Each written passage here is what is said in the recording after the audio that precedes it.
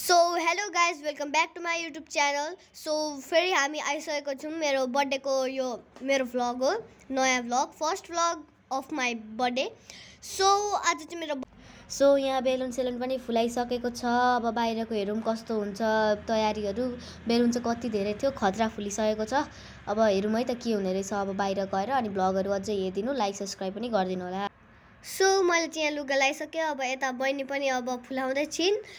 अब चाहिँ हामी अब बाहिर जाने भनेको। अब उसले पनि भन्दै थियो अब छिटो भइहाल्छ, रेडी हुनु होला, लाइक सब्सक्राइब गरिदिनु होला। सो अब बाहिर गएर त केक त रेडी नै छ। अब म काट्छु।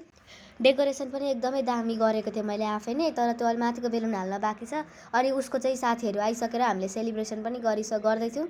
ह्याप्पी बर्थडे अनि म चाहिँ त्यता कुद्दै थिएँ। यो चाहिँ उसको भान्जी, हाम्रो बहिनी, सानै बहिनी। सो अनि त्यसपछि सबैजना मेरो सेलिब्रेट गर्दै थिए। म पनि खुसी थिएँ, एक्साइटेड थिएँ। सो अब केक काट्ने कतिखेर होला। अब केक पनि कति राम्रो छ। अब पुरा फ्लावरहरू छ, ब्लू कलरको, मेरो फेभरेट कलर पनि छ। ओके, दिदीले पनि यहाँ स्प्रे हान्न थाल्नुभयो। ओके, म चाहिँ पुरा नाकटाउँदै थिएँ। अब त्यस्तो छ।